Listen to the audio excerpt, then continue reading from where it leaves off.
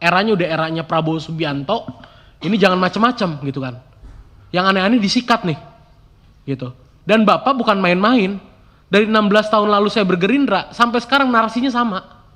Saya berharap bapak-bapak direksi di sini, nauzubillah, jangan sampai suatu saat saya lihat di TV pakai baju orange ataupun rompi pink.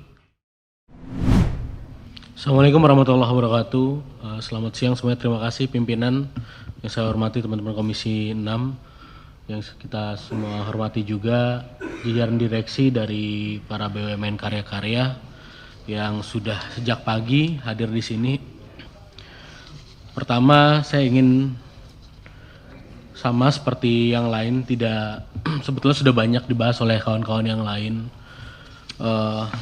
Ada beberapa yang menjadi memang catatan saya ketika kita berbicara soal bagaimana kedepannya BUMN karya ini. Soal merger-merger yang dihembuskan atau yang sudah dinarasikan, tentu tadi sudah disampaikan oleh Bang Rizal juga, kita juga perlu pandangan-pandangan dari bapak-bapak supaya kita bisa mengkomunikasikannya dengan Kementerian BUMN tentunya seperti itu.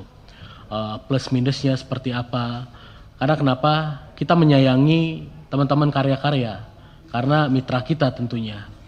Nah, untuk itu memang kita juga perlu mendapatkan informasi-informasi yang detail, lebih mendetail seperti apa, plus minusnya dan lain-lain segala macamnya, agar apa, komprehensif data yang bisa kita komunikasikan nanti ke depannya.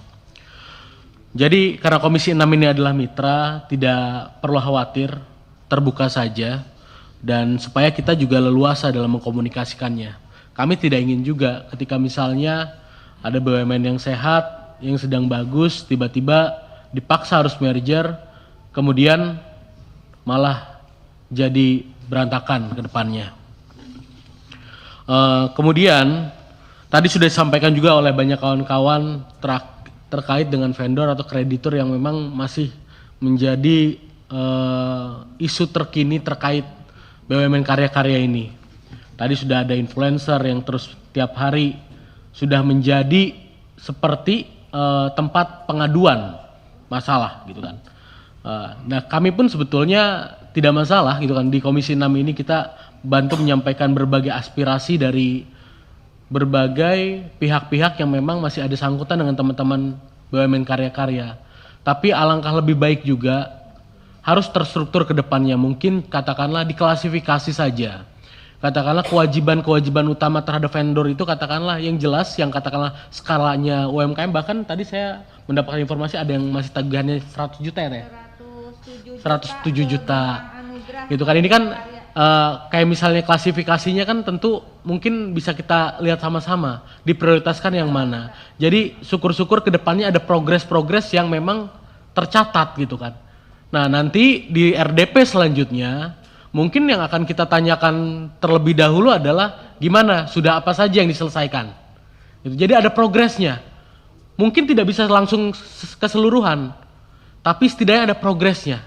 Supaya apa? Tadi berbagai informasi yang disampaikan, hal-hal yang terjadi jangan terulangi.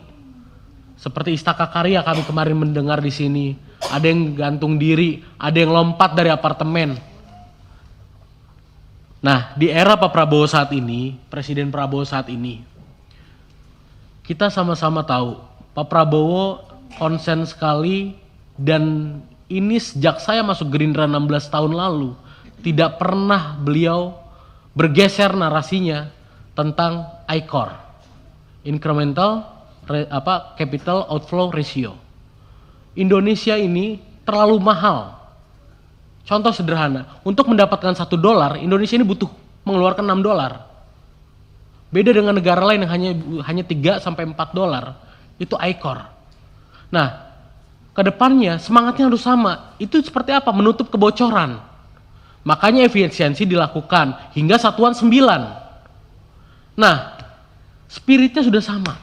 Spiritnya apa? Untuk membenahi yang selama ini berantakan di semua sektor BUMN, baik itu karya-karya dan lain segala macamnya. Nah, kami berharap teman-teman di karya-karya ini, please sama-sama kita introspeksi apa saja sih sebetulnya yang jadi problem selama ini, ada fraud, ada penyalahgunaan, ataupun apa, jangan khawatir untuk mendiskusikan dengan pihak-pihak yang memang bisa menyelesaikan itu. Gitu. Saya berharap bapak-bapak direksi di sini, nauzubillah, jangan sampai suatu saat saya lihat di TV pakai baju orange ataupun rompi pink. Kita kan sedih sebagai mitra tentunya. Nah, itu doa kita bersama. Jadi sama-sama perbaiki diri. Jangan sampai terjadi, gitu kan? Jangan sampai terjadi, gitu kan? Nah, kemudian karena kita lagi bersih-bersih ini, artinya memang yang terbaik adalah dari dalam diri sendiri dulu. Tidak usah khawatir mengkomunikasikan itu daripada beresiko terhadap yang lebih besar. Tadi sudah disampaikan oleh beberapa kawan-kawan kita, ada ya di bawah-bawah bapak mungkin di daerah segala macam bermain proyek segala macam dengan vendornya seperti apa. Itu coba kita sama-sama sekarang eranya udah eranya Prabowo Subianto, ini jangan macam-macam gitu kan. Yang aneh-aneh disikat nih gitu. Dan bapak bukan main-main. Dari 16 tahun lalu saya bergerindra sampai sekarang narasinya sama. Bicara efisiensi dari semenjak beliau Danjen Kopassus, bicaranya efisiensi. Gitu. Kenapa? Untuk kepentingan yang lebih besar, untuk kepentingan rakyat yang lebih besar. Terus kemudian tentunya ke depan saya mengharapkan efisiensi operasional dan penguatan tata kelola. Ya beberapa hari kemarin kita sama-sama tahu lah ada problem besar yang menjadi isu nasional berangkatnya dari tata kelola. Tata kelola di BUMN karya-karya ini harus kita perbaiki tentunya supaya jauh lebih sehat ke depannya. Dan implementasi lean construction untuk menekan biaya proyek tanpa mengorbankan kualitas tentunya. Kemudian semua harus lebih transparan. Ini era digitalisasi, mau tidak mau BUMN karya pun harus mengikuti. Artinya meningkatkan sistem digitalisasi dalam pengadaan, eksekusi proyek guna mengurangi resiko korupsi dan inefisiensi. Kemudian penguatan struktur permodalan. Kalaupun memang teman-teman berharap PMN, kita harus dorong juga PMN yang lebih terarah serta menjadi roadmap exit strategi untuk menghindari ketergantungan pada dana negara. Artinya apa? Dengan efisiensi ini adalah challenge juga untuk kita semua. Untuk apa? Mendorong optimal triple P, public private partnership. Seperti apa? Nah, ini kan saya yakin direksi-direksi di sini orang-orang terbaik yang sudah menjadi lokomotif pembangunan bangsa saat ini. Tentunya ini bisa kita lakukan sama-sama asal ada goodwill, asal ada niat baik kita semua. Kemudian yang terakhir, pesan saya kepada teman-teman BUMN karya-karya, sama-sama kita melakukan yang terbaik untuk bangsa ini. Banyak sekali proyek-proyek yang mungkin katakanlah masih menjadi PR yang mungkin teman-teman ketika disampaikan penugasan itu keberatan. Tidak usah ragu katakanlah mengkomunikasikan itu. Jangan iya-iya tapi ujungnya berantakan. Bicara apa adanya, sampaikan. Katakanlah ini kan bahasa komunikasi saja. Dan saya juga berharap yang terakhir sekali untuk berbagai kreditur-kreditur vendor-vendor yang belum selesai. Teman-teman kalau perlu buka kontak aduan terlebih dahulu lah. Daripada mungkin kan kita ini oke, kita wakil rakyat menyampaikan aspirasi. Tapi alangkah lebih wise ya kan.